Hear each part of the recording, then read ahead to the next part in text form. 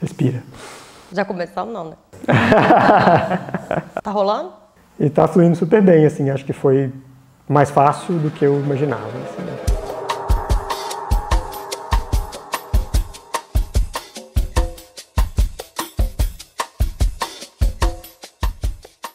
Nesse terceiro vídeo a gente vai falar bastante sobre comunidades, que é um tema que eu adoro, que eu gosto muito. E no segundo vídeo você já começou a trazer um gostinho sobre isso, você falou um pouquinho sobre o fato de que 99% da nossa história nesse planeta, nós somos caçadores-coletores, a gente viveu em tribo, então assim, eu gosto de pensar que está no nosso DNA, na nossa biologia, viver em comunidades. Mas, por outro lado, toda a forma como a gente se estruturou como sociedade está na contramão dessa organização, né?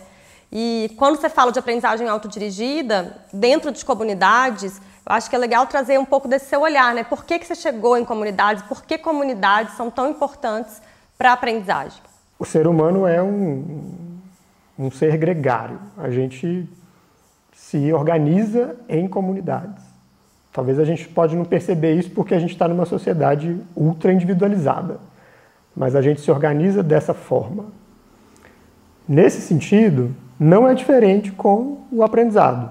As pessoas querem se reunir umas às outras para aprender e para potencializar as estratégias que elas têm para se desenvolver. No meu processo do doutorado informal, que eu comentei mais no primeiro episódio, nesse percurso eu me senti muito solitário. Eu fiquei procurando as pessoas com as quais eu podia trocar, quem que realmente valeria a pena de construir coisas juntos, de trocar aprendizado, de evoluir junto nesse tema que é um tema novo. Eu senti muita falta de comunidade. E talvez tenha sido por isso que eu quis e fiz esse caminho de criar esses espaços. Eu fiz isso várias vezes, criando a Multiversidade, antes disso até o programa Desaprender, dentro do One College, depois o LC São Paulo. Então foram vários projetos onde basicamente eu estava reunindo pessoas para propor para elas, para a gente aprender de maneira autodirigida. Eu acho que esse processo é um equilíbrio tênue, porque a gente não controla o que as pessoas vão aprender, o que elas vão extrair dessa experiência, mas ao mesmo tempo a gente coloca elas em interação de diferentes formas, né, que são nas arquiteturas de aprendizagem. Acho que daqui a pouco a gente vai chegar nisso. Aprender em comunidade é uma necessidade humana fundamental. Se as tribos não aprendessem desse jeito, desde que a nossa espécie começou no planeta, a gente não teria chegado nesse ponto. Quando a gente aprende em comunidade, quando eu digo isso, que eu estou me referindo a esse ambiente de profundo pertencimento, onde você se sente parte de um todo maior que você, mas ao mesmo tempo você permite-se que você expresse a sua essência, a sua autenticidade. Né? Você está conectado ao todo e ao mesmo tempo você manifesta aquilo que é seu, aquilo que é único. Esse é o ambiente ideal de uma comunidade de aprendizado. E você estando nesse ambiente de profundo pertencimento, você consegue ir mais longe no seu processo de aprendizado, porque você sente que tem apoio, que você sente que você tem suporte, que você pode se comprometer com o processo, porque você olha para o lado e você vê outras pessoas que também estão se comprometendo. Então tem diferentes formas de fazer isso, mas no fim do dia é sobre a gente poder ter gente do nosso lado. E aí o mantra do MOL, que a gente repete muito por lá, é: se joga que aqui tem rede. Então se joga no sentido, vai viver o seu aprendizado, vai viver ele dentro daquilo que mais importa para você, na perspectiva da autodireção, e saiba que a gente está aqui para te apoiar. Talvez a gente não vai ter todas as respostas que você procura no seu percurso, mas isso não importa, porque a gente pode investigar juntos, porque a gente pode se apoiar, porque a gente pode trocar recursos de aprendizado. Quando você está em comunidade, existem muitos benefícios que, se você estivesse aprendendo só você no seu caminho, eles não existiriam. Muito legal. No Amuta a gente fala muito, né, que só é possível ter autonomia se a gente tem uma base de apoio. E eu amo esse mantra do Se Joga Que Aqui Tem Rede, porque primeiro que ele quebra essa ideia de novo, de que autonomia, de que processos de aprendizagem autodirigido são processos que a gente vai fazer de maneira solitária. E eu sinto que quando a gente tem essa base de apoio, a gente consegue ir muito mais longe, porque senão a gente vai, né, segundo as pesquisas que a gente encontrou, a gente vai priorizar a segurança ao invés de priorizar a exploração. Como que você via isso acontecendo dentro do MOL? É muito nítido, assim, é bastante visível, porque eu lembro de relatos assim das pessoas dizendo que, poxa, é a primeira vez que eu me sinto à vontade para me aprofundar sobre isso e compartilhar com outras pessoas. Eu acho que nessa etapa do compartilhamento, que é a etapa da entrega, que eu comentei no vídeo anterior, esse é um momento muito emblemático de você aprender em comunidade, porque dentro da lógica heterodirigida convencional, do modelo escolarizado de educação, até existe os momentos de você compartilhar conhecimento, são as avaliações, fazer um trabalho de grupo, existe isso. Só que, primeiro, você não escolheu qual é o tema, com quem você vai fazer e as variáveis desse processo. Segundo, quando você vai botar para fora isso numa avaliação, numa apresentação, você está sendo escrutinado, julgado, ranqueado, classificado. Dentro dessa perspectiva das comunidades de aprendizagem autodirigida, isso é substituído pela apreciação. Os momentos de entrega dentro dessas comunidades, onde alguém ou mais de uma pessoa coloca para fora aquilo que está aprendendo, são momentos para serem celebrados. Não existe essa crença de que eu tenho que apontar para você os seus erros, o que você tem que fazer. Se você me pedir algum feedback, eu posso te fornecer. Mas a premissa básica é: a gente vai trabalhar apreciando uns aos outros, celebrando que isso está acontecendo, porque a própria pessoa é capaz de se corrigir, de se perceber, contanto que ela tenha um ambiente onde ela se sinta à vontade, onde ela se sinta confiante para isso. Por isso que é tão importante ter esse ambiente de pertencimento e a apreciação sustentando isso. Porque a partir do momento que vira um ambiente de muita crítica, de muito julgamento, de muito feedback, as pessoas vão se tornando menos confiantes, porque elas começam a pensar, mas é melhor eu nem fazer a pergunta, é melhor eu nem botar isso aqui, que às vezes eu estou morrendo de vontade de compartilhar, mas eu não vou botar para fora porque eu tenho medo de ser inferiorizado de qualquer forma. Então esse é um ambiente de profunda confiança. A aprendizagem autodirigida, como já repeti aqui algumas vezes, não é aprender sozinho. Então, quando você existem esses contextos minimamente estruturados, onde você encontra outras pessoas, onde você pode criar parcerias com investigadores, apreciadores daquilo que você está fazendo, você se sente confiante o bastante para se jogar, porque ali tem rede. É preciso ter espaço para ser, né? Lembrei daquela frase que eu gosto muito da Nancy Kline, que é criadora do Thinking Environment, que ela fala que mais importante do que o QI de quem está pensando é a forma como ela está sendo tratada pelas pessoas ao seu redor enquanto ela pensa. Eu acho que isso diz muito sobre essa importância desse container, dessa comunidade, dessas relações, desse pertencimento que é criado. E aí eu acho legal você trazer alguns exemplos. Nas suas pesquisas você encontrou várias diferentes formas de estruturar uma comunidade de aprendizagem. Não tem uma única forma, tem pelo menos 7 formas de se organizar e provavelmente tem muitas outras. Dá alguns exemplos, conta um pouquinho dessas diferentes arquiteturas que uma comunidade pode ter. Dentro dessa minha história, pesquisando e olhando para essas iniciativas e projetos, não só eu mesmo me senti solitário e precisei de comunidade, por isso eu fui criá-las, como eu também fui encontrando, como você falou, inúmeros exemplos disso acontecendo. Cognitivamente falando, foi por isso que eu encontrei esse insight. Gente, a aprendizagem autodirigida é importante, como que a gente ativa isso nas pessoas? Algumas até vão correr por fora, vão fazer o seu caminho, mas vai ser muito mais potente, talvez até mais rápido da gente fazer essa revolução na educação, se a gente tiver os ambientes que vão favorecer com que isso aconteça. E os ambientes que favorecem têm a ver com isso que eu chamo de arquiteturas, que são jeitos de se estruturar as interações das pessoas que vão favorecer a prática da aprendizagem autodirigida. É só a gente pensar dentro de uma sala de aula convencional, qual é o tipo de interação que se estimula ali? Eu não estou falando só de arquiteturas físicas, estou falando da parte física e das partes simbólicas, da cultura que se coloca ali. Então, a primeira coisa, o professor tem um tablado que ele fica em pé, os alunos ficam sentados. Os alunos ficam enfileirados, um olhando para a nuca do outro. Para você perguntar, você tem que pedir autorização. Para você ir no banheiro, comando e controle. Essa é a lógica que está colocada. Como que a gente continua trabalhando com os contextos, mas a gente subverte o contexto para a gente, em vez de gerar comando e controle, a gente gerar protagonismo, autodireção, autonomia, liberdade. Então essa é a história das arquiteturas e dos arquitetos de aprendizagem autodirigida. Tem vários exemplos, eu não vou me alongar porque tem muita coisa para falar sobre isso, no tempo que a gente tem aqui não dá. Mas, por exemplo, uma das mais comuns que eu detectei em muitos exemplos ao redor do mundo, eu chamei de pedidos de ofertas.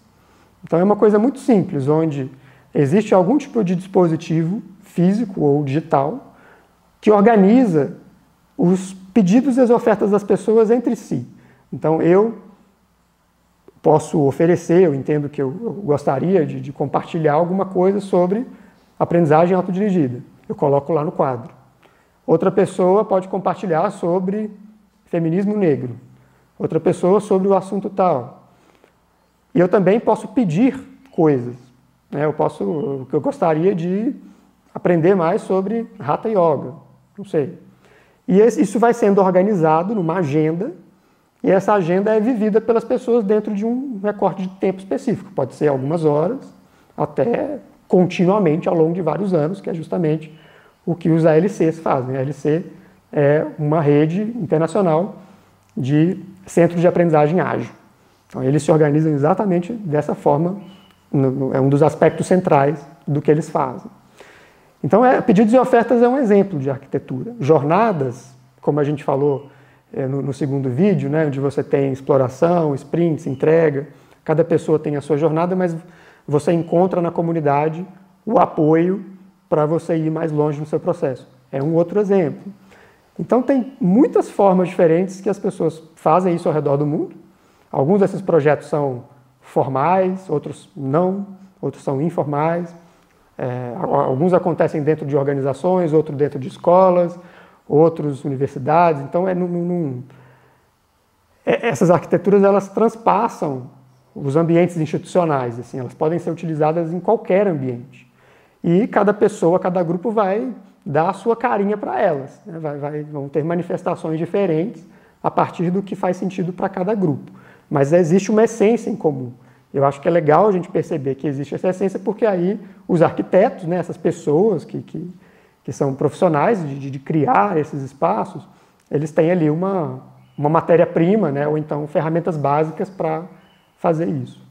No segundo vídeo, você trouxe um pouco dessa perspectiva, lá quando a gente falou das crianças, né, que elas estão o tempo inteiro brincando para, de alguma forma, aprender a cultura. Então, de alguma forma, esse contexto, essa cultura é uma das coisas mais importantes para o processo de aprendizado da criança e do adulto. E, ao mesmo tempo, eu gosto de pensar que é uma das coisas mais importantes desse contexto e, às vezes, a gente não está olhando para ele, né? A gente simplesmente acha que vai acontecer. Mas já que a gente sempre se organizou em comunidade, junta um monte de gente ali que pronto.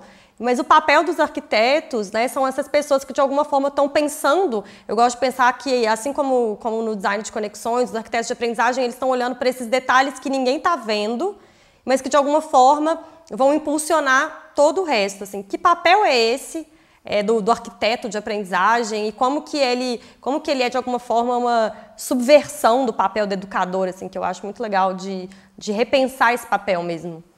O educador, via de regra, hoje, existem os mais desconstruídos, os mais fora da casinha, mas, em geral, o educador hoje é um grande transmissor de conteúdo.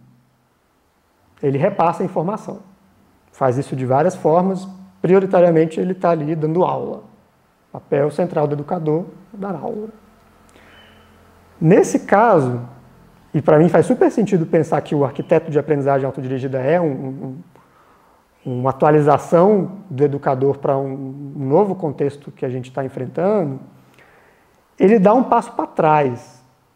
Então ele deixa de tentar controlar o conteúdo, porque isso vai ser melhor dirigido pelas próprias pessoas que estão criando os seus processos, e ele passa a ser um arquiteto de condições.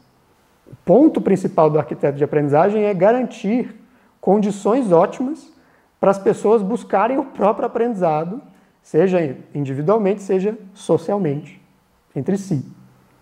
Nesse sentido, tem algumas condições que a gente pode entender.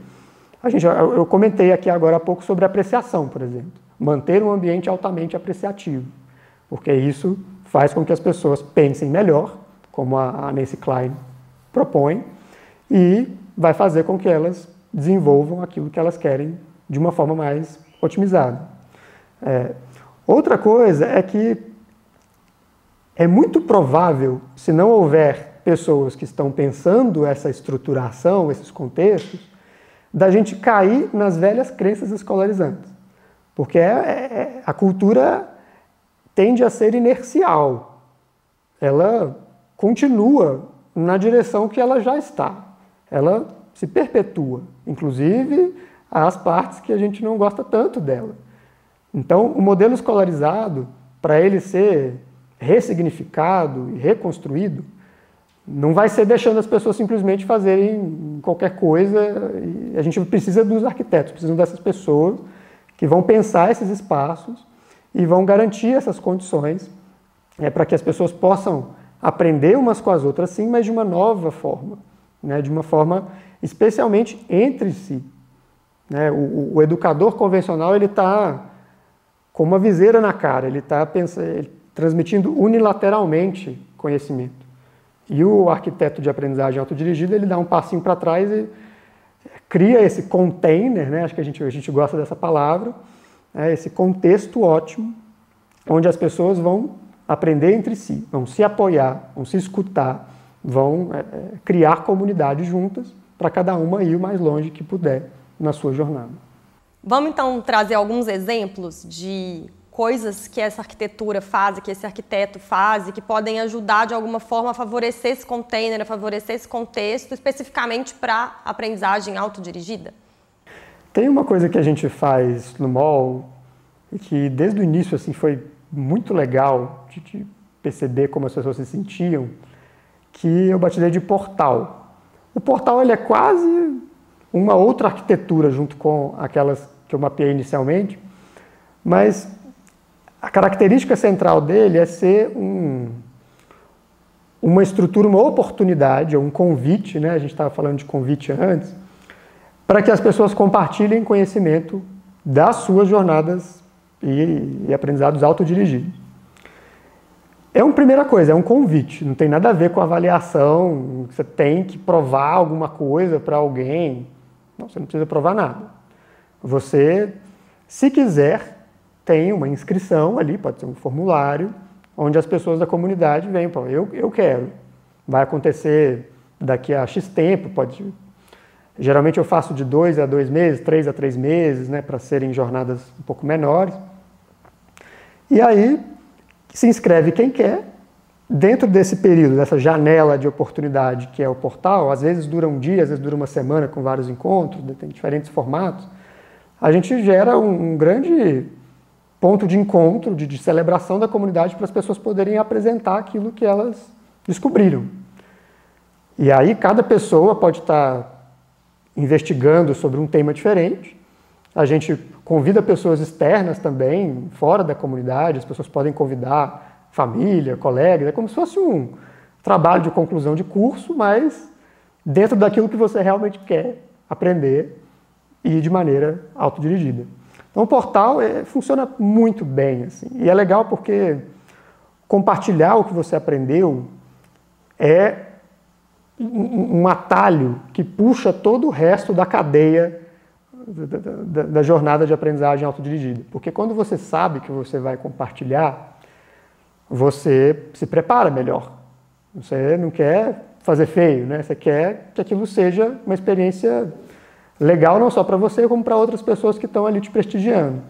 Então você se compromete mais, eventualmente você se dedica mais, porque você sabe que aquela situação de compartilhamento vai acontecer. Então ela é quase como um hack, né? Um atalho para você conseguir mais comprometimento e autodisciplina. Então o portal é um exemplo. A gente tem pulsos também recorrentes, né? Quando a gente está fazendo as jornadas, cada pessoa está investigando sobre um tema, que vem da sua motivação intrínseca, como a gente falou, e aí a gente tem encontros que podem ser semanais ou quinzenais, a periodicidade varia mais ou menos nesse sentido, e esses são pontos de encontro onde as pessoas... Eu lembro que eu fazia 2 perguntas para as pessoas no Zoom, né? A gente fazia digitalmente, e eram 2 perguntas que eu sempre repetia. Assim. Uma era, o que você descobriu no último período, na última semana, dentro daquilo que você está investigando? Como que eu, as pessoas nos grupinhos, né? Como que eu posso te apoiar a ir mais longe? O que você descobriu? Como que eu te apoio a ir mais longe? É super simples isso, só que você vai fazendo isso várias vezes, isso vira uma espécie de ritual da comunidade, e isso vai lembrando sempre as pessoas daquilo. Eu vou compartilhar frequentemente o que eu estou descobrindo, eu posso receber a ajuda das pessoas aqui. Você vai nutrindo esse dar e receber da comunidade de aprendizagem. Então isso é um outro exemplo de artefato, né, de dispositivo que pode ser utilizado. Mas eu acho que é legal a gente ir pensando nessa mentalidade do arquiteto, quais proposições, dispositivos a gente pode ir utilizando que vão ajudar a criar as condições. Então, de novo, é essa história de você dar um passinho para trás e ir nutrindo uma cultura, e aí a cultura vai fazer o trabalho, e não você transmitindo conteúdo e tentando controlar o processo. E é muito legal porque são coisas que são aparentemente simples, e elas são realmente simples, e é para ser simples mesmo, mas ao mesmo tempo é uma mudança profunda em como que você está enxergando o seu papel, em como você está enxergando a aprendizagem, de como que essa pessoa consegue nutrir essa cultura, e tem que estar muito atento, né, em quais sinais daquela cultura estão de alguma forma bloqueando ou ajudando a aprendizagem. Como que você vê esse lugar até mais profundo mesmo dessa mudança, desse papel do arquiteto?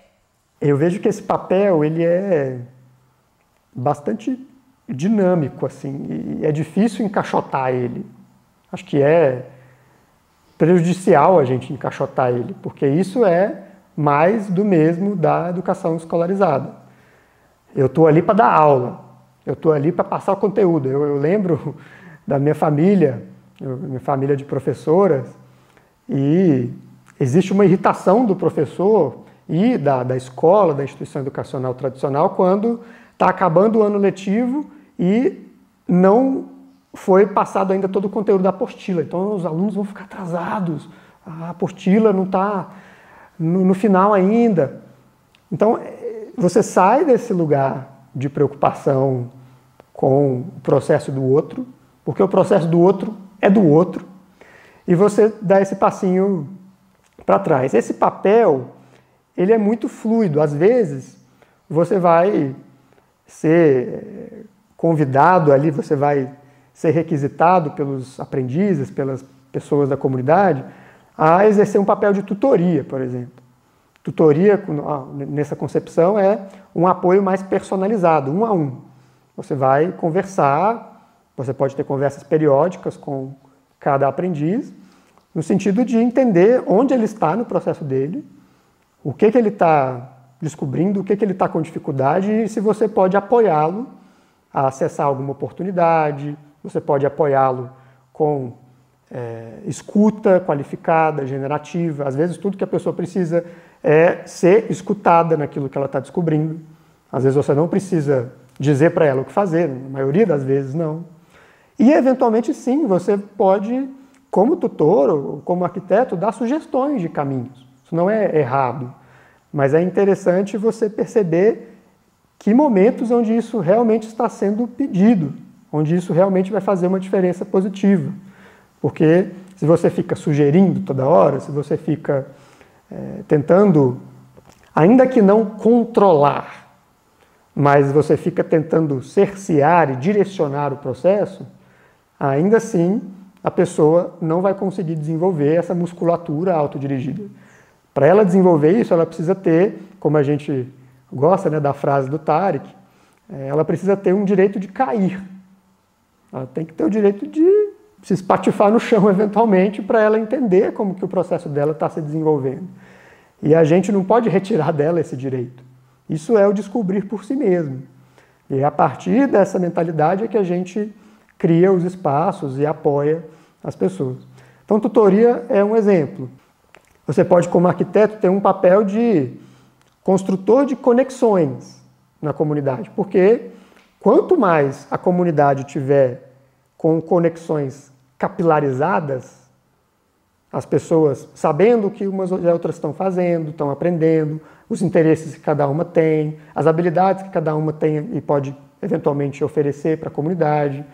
Tudo isso é informação valiosa que, se essas conexões estiverem nutridas na comunidade, as pessoas vão criar mais trocas e vão se apoiar mais fortemente no processo.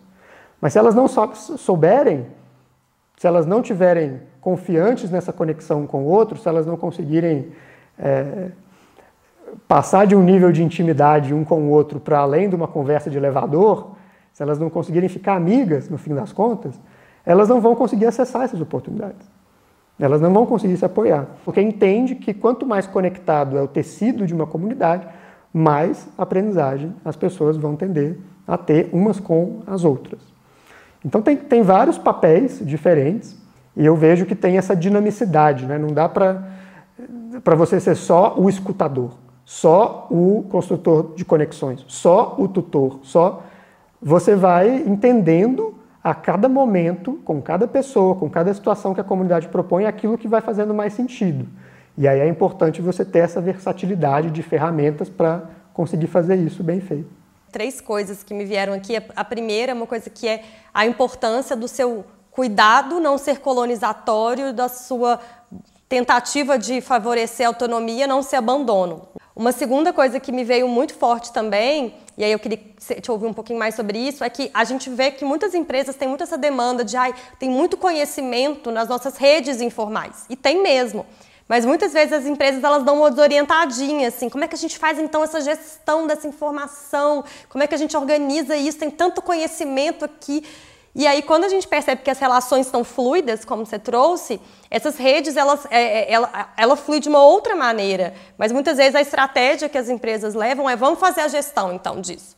Como que você vê isso, assim, dentro das empresas e como que essas comunidades podem favorecer, inclusive, esse que é um grande gargalo que as organizações têm? Tem um paradigma aí que é legal da gente explicitar, que dentro da gestão do conhecimento nas organizações, e em outros espaços também, espaços para além das empresas, que é, de novo, uma tentativa de controlar esse conhecimento, de ter tudo registrado, formalizado, mapeado. Não necessariamente isso precisa acontecer, porque o mais importante é que as pessoas acessem as informações umas com as outras no momento que elas precisam. Elas não precisam acessar todas as informações em todos os momentos. O ponto aí que eu acho que é muito relacionado com uma outra crença escolarizante é essa ideia de que a gente precisa saber pelo menos um pouco de tudo, que é a base do currículo obrigatório. A grade curricular, que esse nome grade também é bem simbólico, ela traz ali um compêndio de informações, de conhecimentos que algumas pessoas entenderam que seria a média que a população precisa saber, e isso vai sendo repassado para as pessoas como introjeções mesmo, sem que a pessoa possa ter uma voz sobre isso. Nesse processo da gestão do conhecimento é um paradigma irmão desse, que é a gente tem que saber de tudo, a gente tem que saber tudo que está acontecendo. A gente tem que medir tudo. Não é por aí. Para mim, uma abordagem que é mais efetiva e com um custo menor, com talvez um trabalho menor, é a gente aumentar o potencial do tecido daquela comunidade ou daquela organização de gerar conexões. Porque aí, a partir desse ponto, Se eu souber que você sabe muito sobre design de comunidades e eu precisar de mais informações ou quiser mais conhecimento sobre isso, em algum momento eu vou te acessar. Eu não preciso que isso esteja codificado num local, que é uma intranet, que é... Não, eu acho que para mim faz muito mais sentido, é muito mais ágil o processo, quando as pessoas podem se conectar por livre demanda.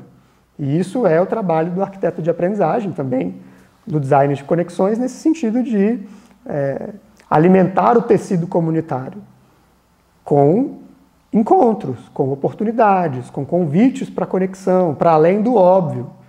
De novo, não é conversa de elevador, é para as pessoas ficarem amigas, para as pessoas partilharem intimidades, partilharem suas histórias de vida, partilharem seus medos, seus anseios, seus interesses, suas habilidades, suas conquistas, porque a partir desse tipo de compartilhamento nas trocas, aí é que a gente vai construir uma intimidade que vai me permitir confiar em você e você confiar em mim para a gente se apoiar nos nossos processos de aprendizagem. Aí tem até a questão da brincadeira, que a gente falou muito, né, o papel da brincadeira no aprendizado da espécie humana no segundo vídeo.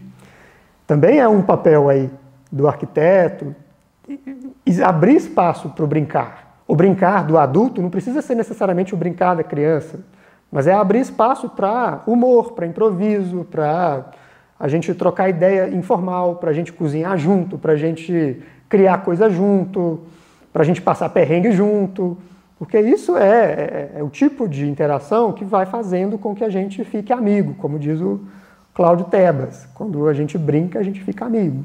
Então, tudo isso é uma inteligência fina do arquiteto de aprendizagem que está nesse trabalho das condições para que o aprendizado autodirigido atinja a máxima potência para cada pessoa. Muito bom, me veio muita diferença do complicado para o complexo, né? Essa coisa da gestão, isso aqui é uma solução complicada, sendo que se você abre mais, entende melhor a questão, você vai para uma solução que às vezes é simples, mas que ela dá conta da complexidade que vem a necessidade, né?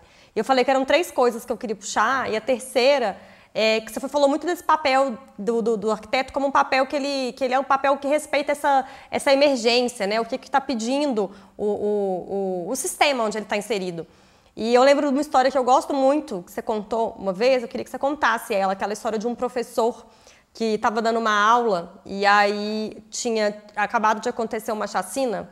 Eu estava estudando e investigando sobre o CIEJA Campo Limpo, e esse caso está no livro do Doutorado Informal, e é uma escola super inovadora, no Capão Redondo, em São Paulo, numa área super violenta.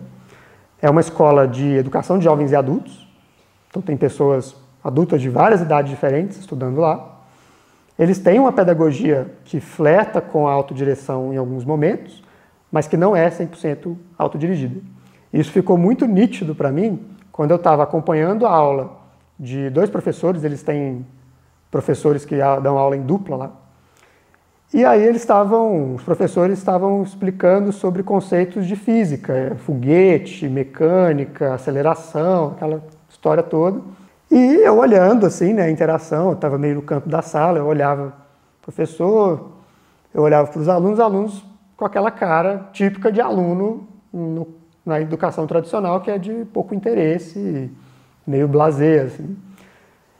E aí um deles levantou a mão e disse sobre um acontecimento que tinha rolado na comunidade, eu acredito que uma semana atrás, pouco tempo atrás, que tinha rolado uma chacina lá.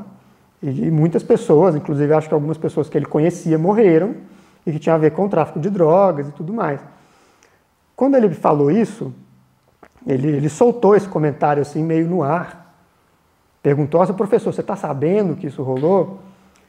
E aí o professor olhou, falou uma meia dúzia de palavras sobre isso e voltou a explicar sobre foguete. E eu fiquei assim, como?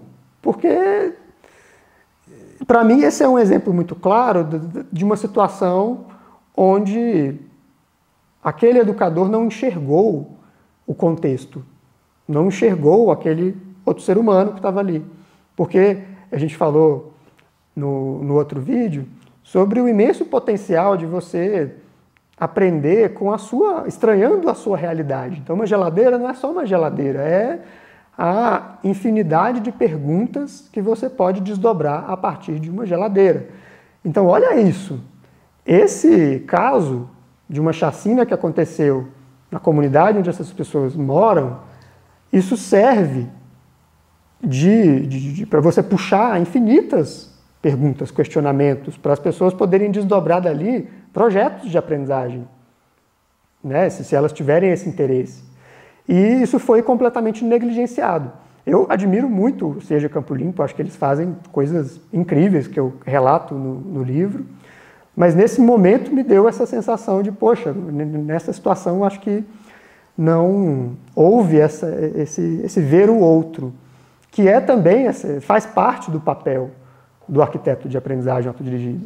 No MOL, a gente já teve todo tipo de situação, no sentido de pessoas pedindo uma ajuda para a comunidade. Às vezes a pessoa está fazendo um financiamento coletivo para um projeto dela e a gente faz uma vaquinha que, às vezes, mais da metade do recurso que a pessoa capta, ou quase tudo, vem da comunidade, de membros da comunidade. A gente já teve muitas situações muito difíceis acontecendo com as pessoas, e quando isso acontece, a gente mobiliza as pessoas para apoiar, para estar ali para quem está vivendo aquela situação. Então, eu acho que a gente precisa ver o outro como o educador, mesmo que isso implique em a gente não falar sobre foguetes. Não chegar ao fim da matéria, né? Eu acho que é muito respeitar o que está vivo ali, de alguma forma, e entender também que o aprendizado está acontecendo a todo momento. Uma vez que estamos em relação, o aprendizado está acontecendo, né? E aí, se você abre esse espaço, você potencializa esse aprendizado.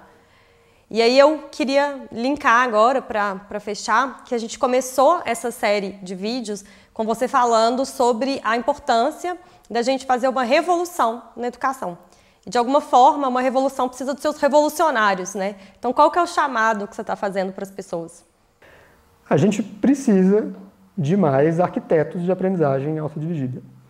Essa é a conclusão que eu cheguei depois de 8, 9 anos pesquisando essa área, vendo o que está acontecendo, experimentando na minha própria pele como funciona aprender dessa forma e entendendo, como a gente falou aqui, que não adianta só direcionar os indivíduos para praticarem o aprendizado autodirigido.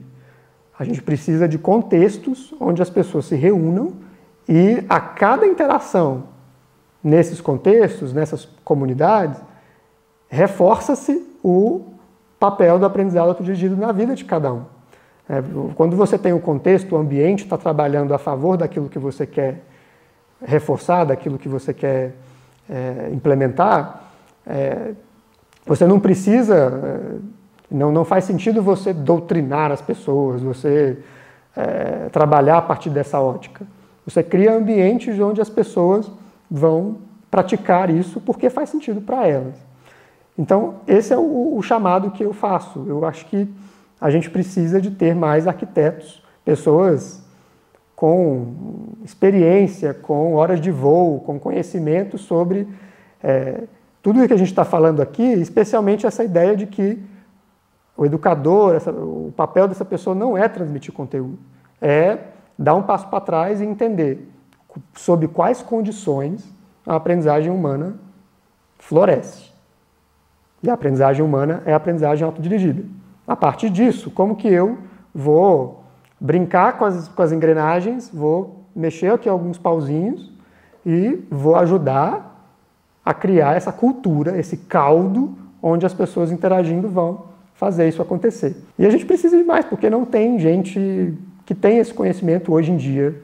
Vamos agora para a segunda turma do MOL Academy, que é a formação onde eu ajudo outras pessoas a se tornarem arquitetos de aprendizagem autodirigida, a se formarem nesse ofício, mas ainda é muito pouca gente, né? Tem muitos projetos ao redor do mundo, como eu falei, isso é ótimo, mas ainda é muito marginal se você comparar com as bilhões, talvez, de pessoas que estão inseridas na lógica escolarizada convencional, no comando e controle. Então, precisamos de mais pessoas e eu faço esse convite mesmo para quem está querendo chegar junto e entender como que você pode ser esse agente de mudança, porque precisa de muita mudança, seja, de novo, escola, universidade, empresa, organização, associação do bairro, grupos autônomos, não importa. Isso pode ser feito em qualquer lugar, porque onde tem seres humanos interagindo, tem potencial de aprendizado. Então, não importa aonde você esteja, uma comunidade de aprendizagem autodirigida pode fazer muito sentido. E isso pode, inclusive, te virar a sua nova profissão. Isso pode ser algo que ajuda na sua transição de carreira, né? Pode ser algo que vai fazer sentido para você e você vai, inclusive, ter renda e ganhar a vida a partir, né, desse novo papel. E eu sinto que nesse campo, de fato, a gente está perdendo muita inteligência, muito potencial, muito brilho nos olhos das pessoas que estão sendo deformadas por esse sistema cruel que a gente tem hoje, de educação. E é exatamente por isso que a gente precisa de mais pessoas que vão pensar o outro sistema. Esse outro sistema não vai se pensar sozinho, entendendo que a engrenagem se reproduz. Então a gente precisa realmente dessas pessoas, porque sem elas a revolução não acontece. Então esse é o convite que eu faço para todo mundo que está assistindo a gente neste documentário. Declaro encerradas essas gravações de hoje.